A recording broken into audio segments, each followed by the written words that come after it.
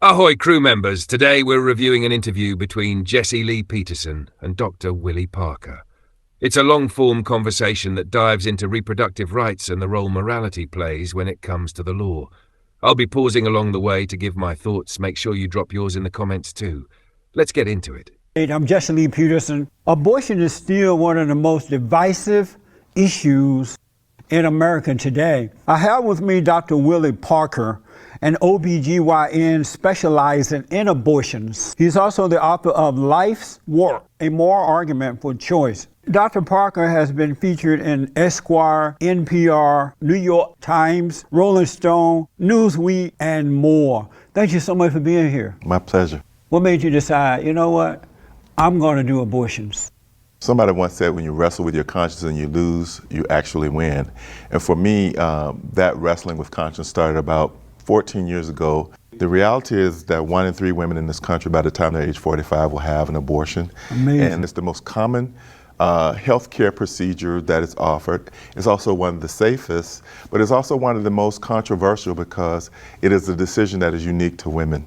My awareness as a physician of what happens to women when that care is not available convicted me around what it meant to be a woman's health care provider and to be a Christian, which ultimately led me to conclude that there was nothing doctrinally or specific about abortion in sacred texts, whichever one you're talking about, nor was there anything that prohibited women from having control over their lives and their bodies to make the same decisions that men are entitled to make as moral agents. That's amazing. How is abortion a health care procedure? So when a woman has a pregnancy that affects her health or that she decides to end, if she doesn't have an opportunity to end it safely, anything that risks or ends poses a risk to your health is a healthcare issue.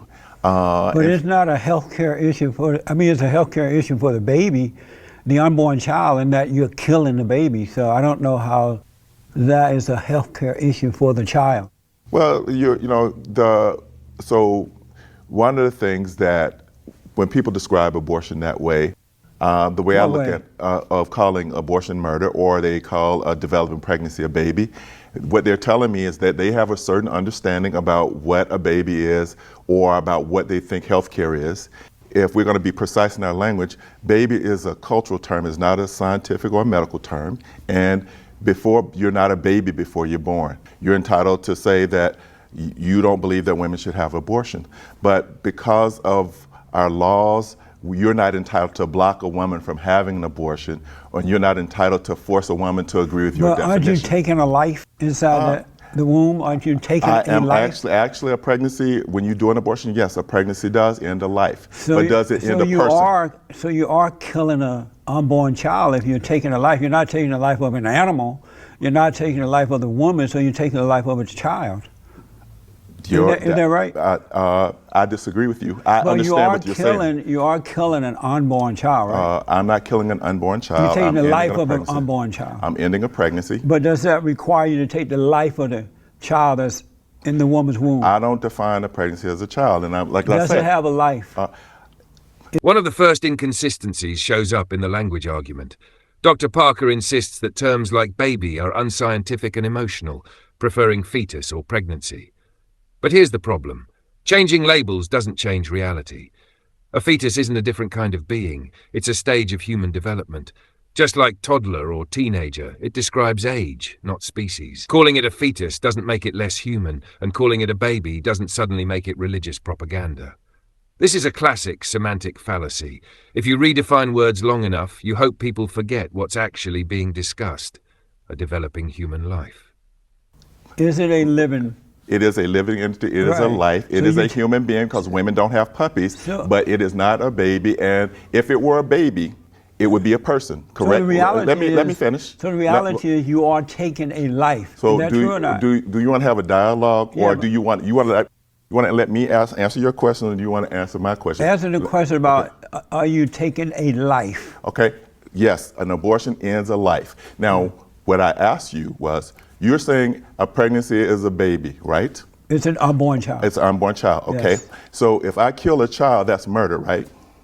You mean the one that's If I kill a child, yes. you say, okay. So if I'm killing a child If I'm doing an abortion in an abortion clinic, if you call the police, will they come and arrest me? They won't because Why? of the law. Why? But that still What doesn't does the take law away. say? That still doesn't take away the fact that you're taking a life. And we both agree that you are taking a life. Correct. Do you believe that human beings are in a fallen state?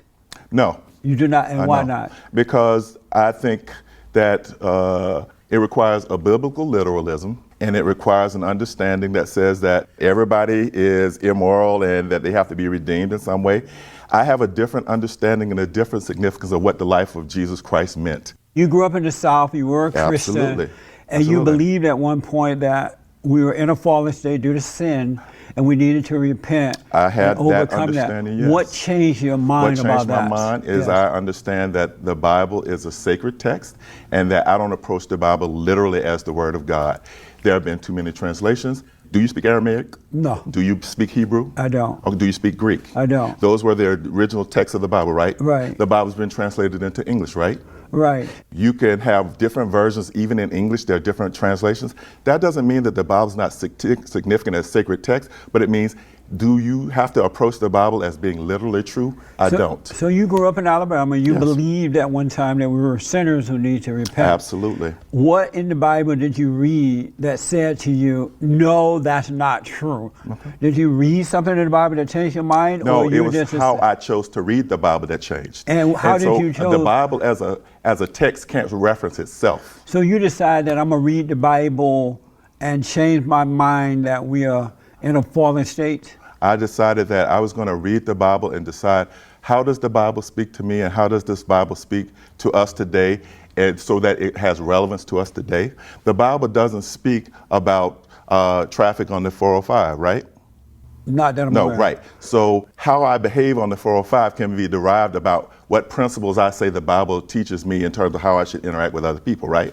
But what I'm not getting, what wasn't, how did you make up your mind, and what wasn't in the Bible that confirmed what you thought about the fallen state and about sin? Can you cite me one thing that said you're not a sinner or you're not in a fallen state? Was there something specific in the Bible that told you that? Oh, no. So you just made up your own mind about that? Well, in accordance to Romans 12, you're absolutely right. I did make up my own mind, where Paul said that every person needs to be persuaded in their own mind. If you may recall in the Bible, in the book of Romans, where people in the church were bickering about whether or not you literally should eat meat or herbs, Paul said, people you interpret the Bible according to being fully persuaded in your own mind. Is it That's how I possible you believe. could be wrong now? Yes, it is. Oh, okay. Is it possible that you could be wrong? No, absolutely not. Okay. So that's where we differ.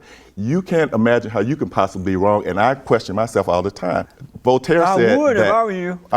And if I were you, I would question myself too. Let me do this. Have you ever changed your mind about anything? I have. Okay. And why don't? But that's why I'm glad But that in order you for at you to least change your question it. mind, you had to think about their other possibilities, right? That's why I'm glad that you're at least thinking about the way you feel about Christianity and abortion now and sin and all that, because you are wrong. And by you thinking about it, maybe you get back on the right track. Let me say to you, I'm absolutely comfortable with the fact that you think I'm wrong. What made you think that you are a Christian? Okay. Why do you question that? No, you said you are, but what made you think that you are? Why do you question that? No, answer that for me. What made you think that you are a Christian? Well, why do you think that you're a Christian? Can you answer that for me?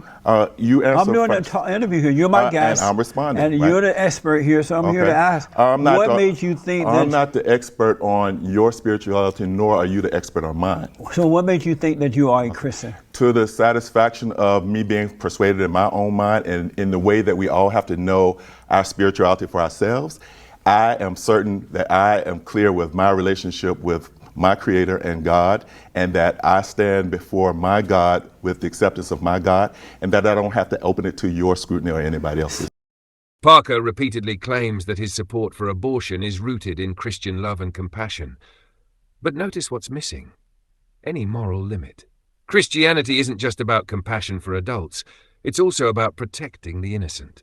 Redefining compassion to exclude the unborn creates a one-sided morality where the strongest voice wins. When personal conviction replaces moral consistency, you end up with a belief system that justifies anything, as long as it feels loving to the person making the decision. That's not biblical Christianity. That's moral relativism wearing a religious label.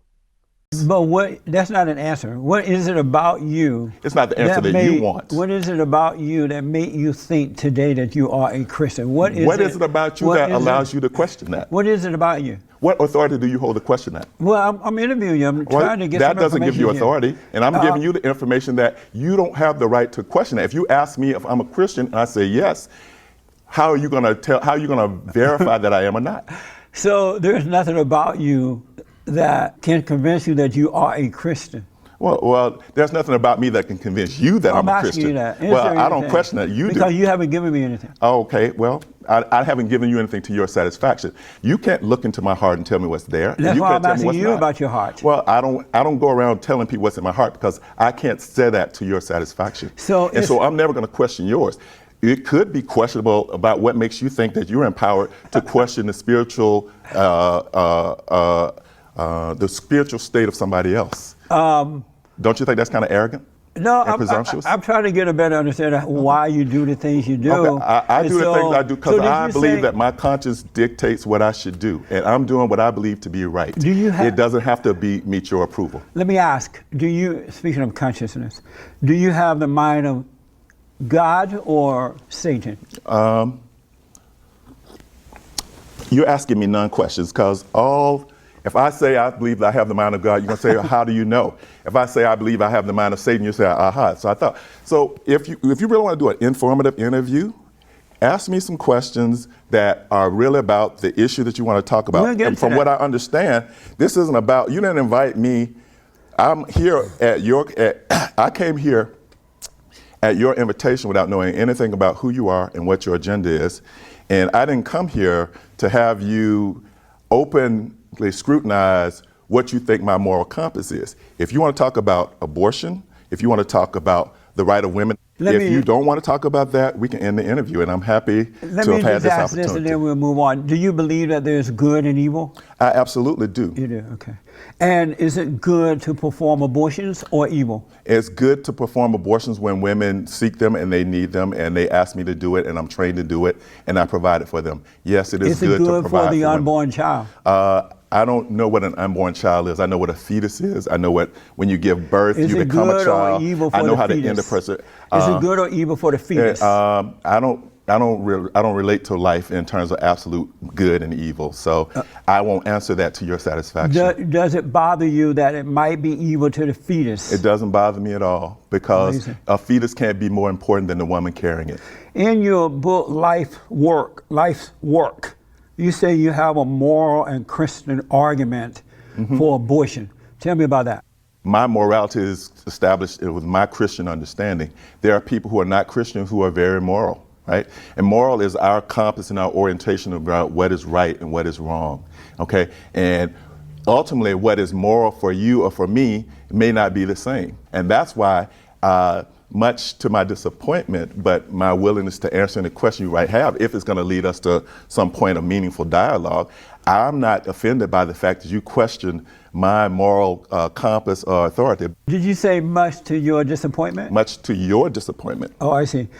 So you're not going to give me a moral issue argument for abortion? Tell me what is your definition of moral? Well, you say that in your book. I'm just trying to understand what do you mean by that. And I just said to you, let me slow it down. Let me ask you this. Where do you get your morals from? We all have a moral compass. Mine is informed by the Christian understanding that I hold, the love and compassion that Jesus Christ demonstrated for people.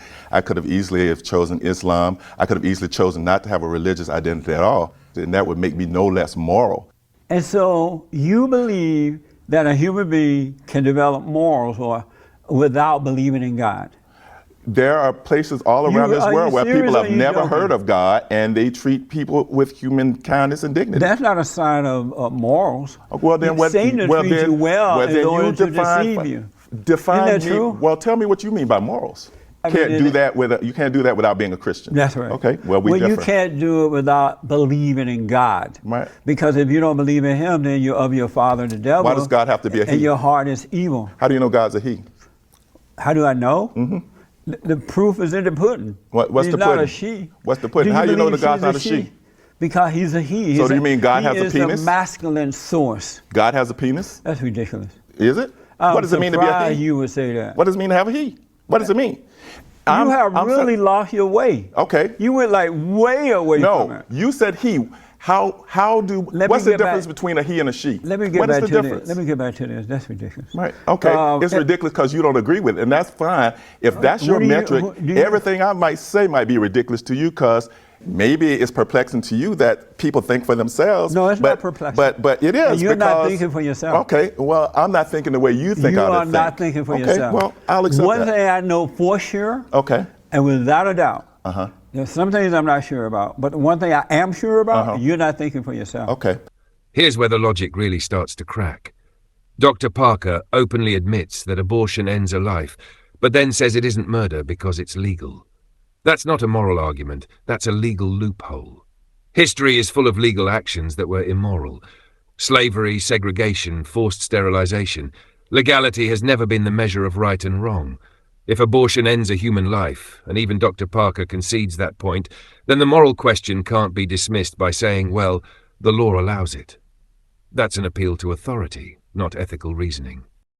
People who are supporting a president who would be willing to kick people out of the country or who would change laws that would be oblivious to the fact that when abortion's illegal, women die. Are you referring to the Great White Hope, President Trump? I don't. Is that who you're referring to right now? I'm referring to the President of the United States. The Great White Hope. Well, you can, if we're going to have a political satire conversation. Well, you brought up the president. I brought the president. I'm saying it is immoral for people who claim a faith identity to say that they're evangelicals and for people to go to the White House and to lay hands and say God has sent Donald Trump when the policies that this president is putting forth imperil the lives of people. But why are you going to make that decision about President Trump and you didn't like it when I asked you about your moral values? I didn't you say had President a hissy Trump. fit.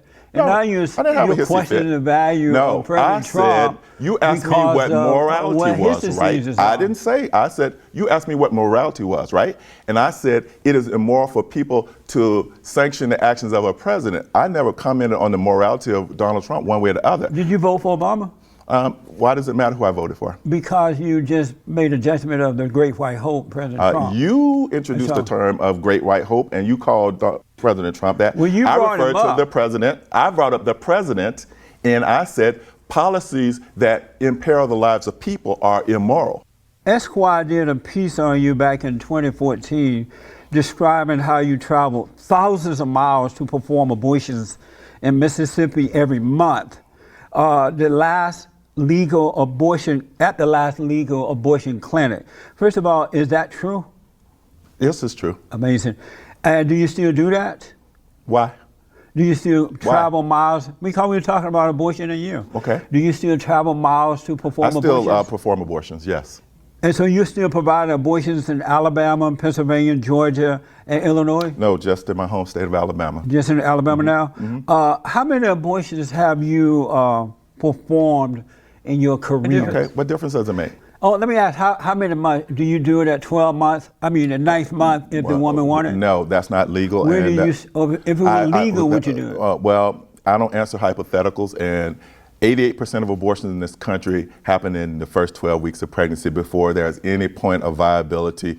And part of I keep pushing back on your language because to talk about an unborn pregnancy as a baby is very inflammatory. Stages of development matter. If you say that a baby and a fetus are the same, it's like saying also an oak tree and an acorn are the same.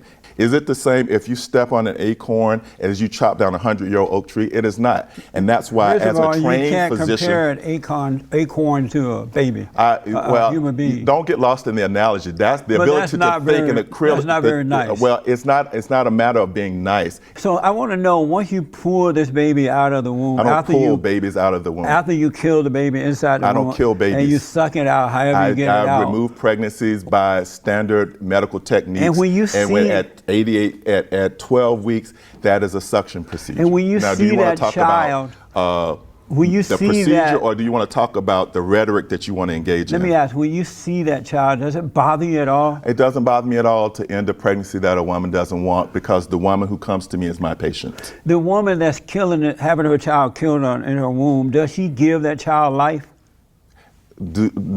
Nobody gives anybody life. Life is a process. We all participate in the process of reproduction. So she doesn't give life. What gives her the right to take her life? Okay, nobody gave her life. She can't give life. We all are here. So what gives her the right to take her life? Well, you know,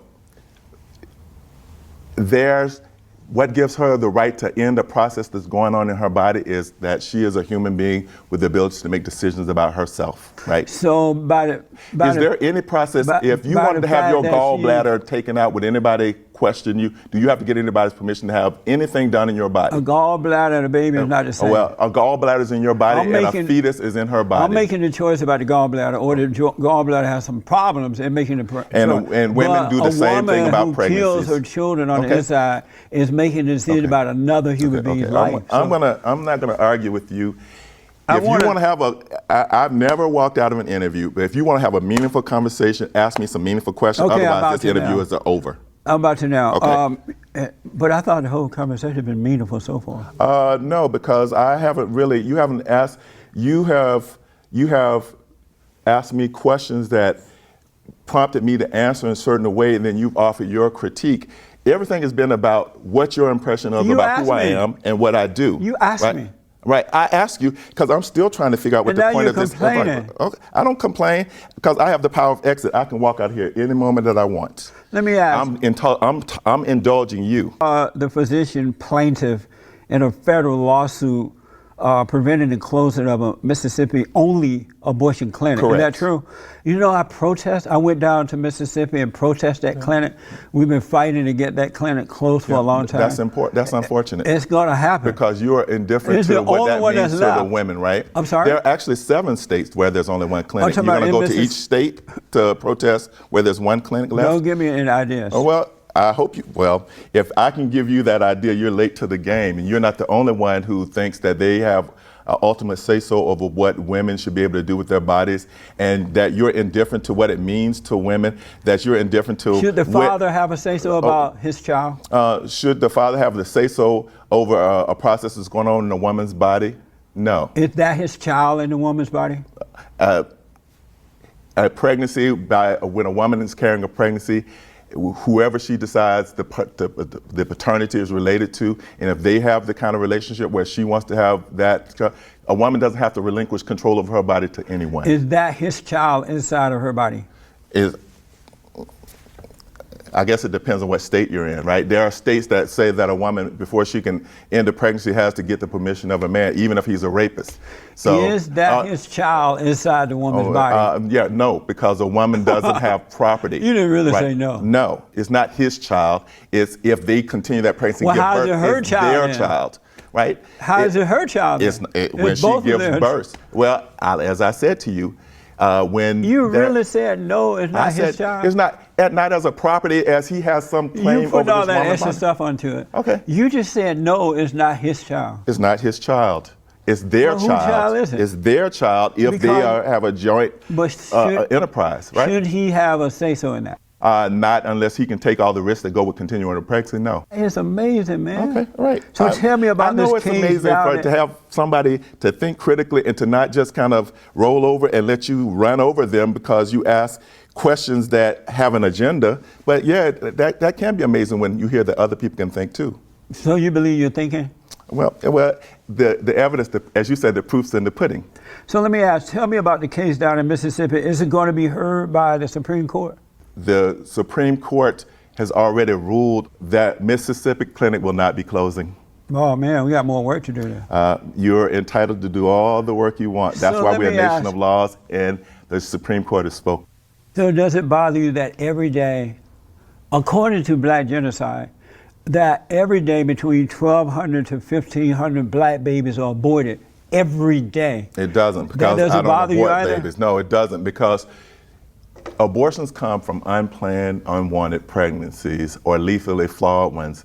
And unplanned pregnancies, African American women, followed by Latina women, have the highest rate of unplanned pregnancy. So it stands to reason that when a woman has an unplanned pregnancy and she decides not to keep it, that the people going to have the highest rate of abortion are going to be the people who have the highest rate of unintended pregnancy. Does it make it right just because it's unplanned that they should kill the child? Well, it makes it right that a person can make their own decision. So they are taking responsibility. They're not continuing pregnancies that they don't want. So as a black American, seeing the devastating state of most black people in the country today, you're literally not bothered that every day between 1,200 to 1,300, 1,400 black babies are aborted. You're not bothered. I'm not bothered by the fact that women are able to act in their own behalf. And I'm also not bothered by the fact that the majority of those women were already challenged around having the resources to raise the babies that they have. So for me to take people already living in misery and to compound that misery by insisting that they're going to have a baby that they can't take care of. Where are you when the baby's ill? Where are you when the mother gets kicked out of her house with all these babies and a newborn? You're justifying abortion right now. No, I'm justifying women being empowered to make the decisions that they know best about their lives. Not you, not me, not other folk who couldn't give a care about what happens to those babies after they're born. So as a doctor, did you make more money before you start performing abortions or after you start what to difference would perform it abortions? make? But since you raised the question, I'm a board certified obstetrician gynecologist with 27 years experience. And what I make performing abortions is below what I could make if I didn't do abortions. So what's your point? Do you make more money? What's your point? Do you make more money? Did you start making more money before you started to perform abortion? I make more money after. I make more money. I make less money than I could make.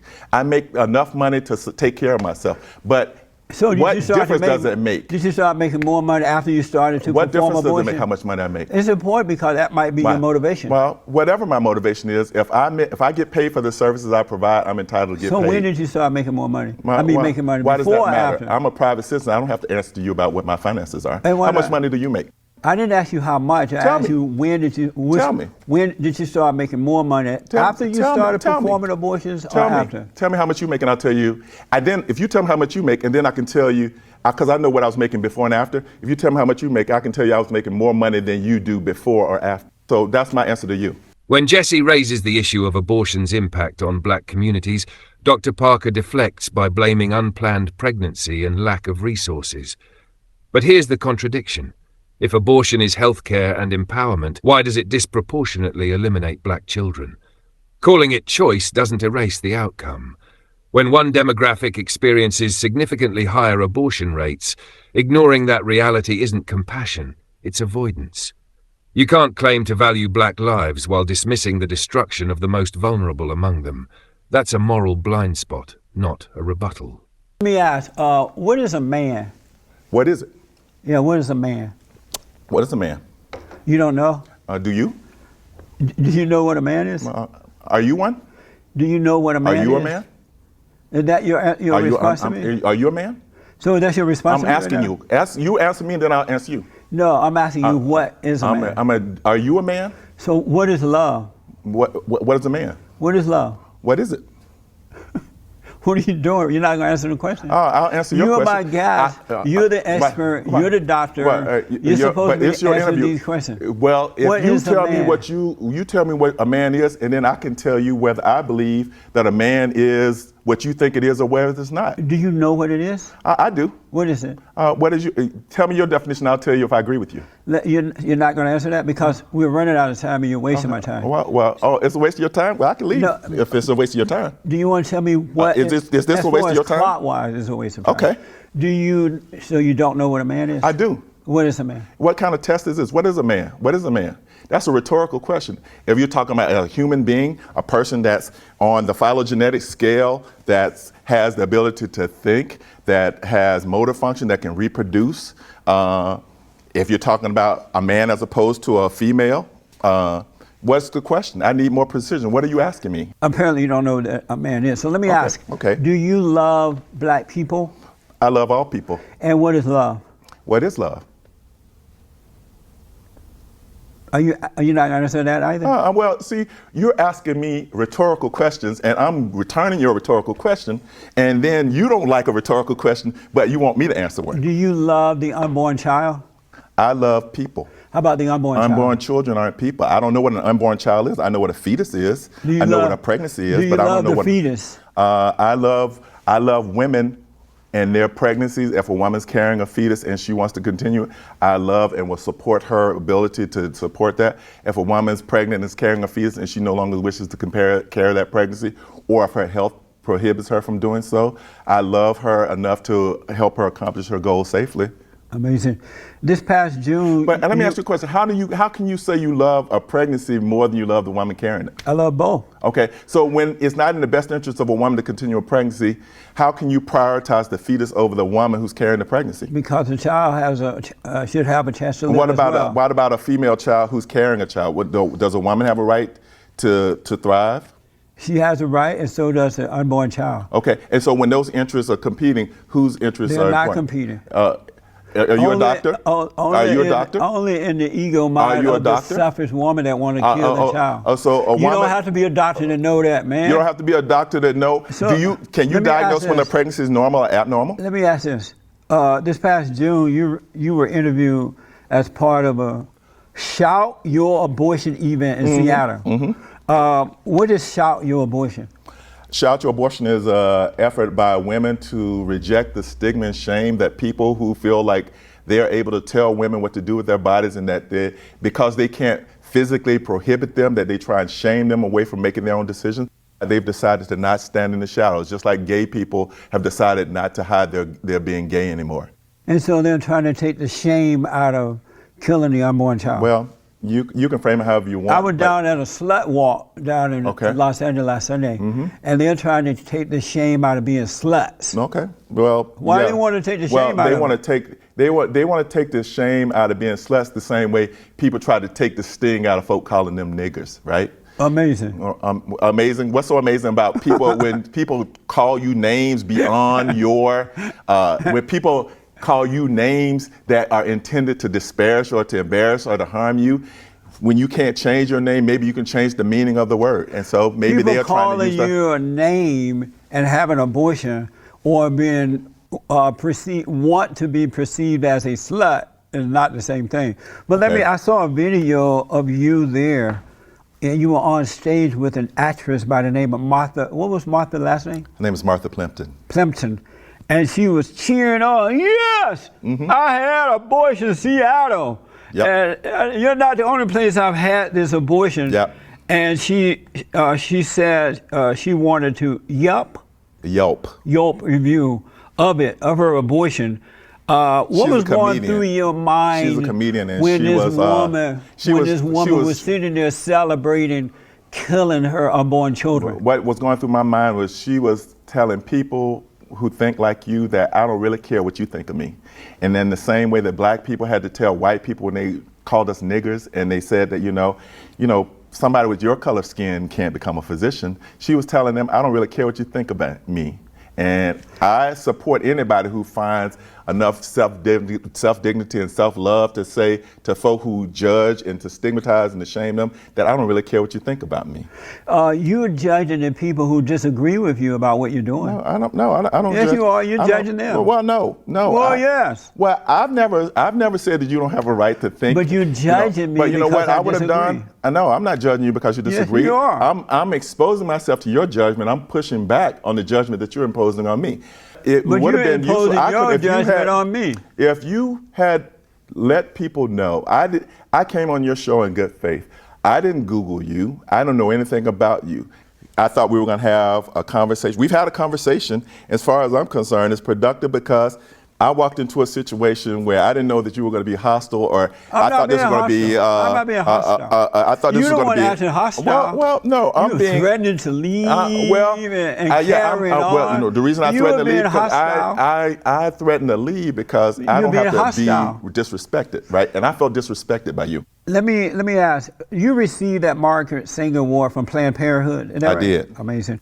What's amazing about that? Because Planned Parenthood is wicked to the core. Okay. They sold the unborn child body parts for profit.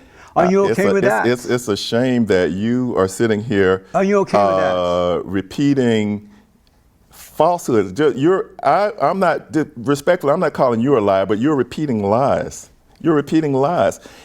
Everything about those videos that were workshopped and created have been debunked. The people who made them are about to go to jail, and somehow you, as a journalist and as a published author, I would give you been debunked. That's not true. Tell the truth, man. Well, it's been debunked. You're not telling the truth. That's why you're looking down at the floor. Well, I'm looking down because I'm thinking, because you don't want me to see you're not telling the truth. Oh, I'm telling the truth. I can look you in the eye. That has not been debunked. Yeah, well, do you consider yourself a feminist?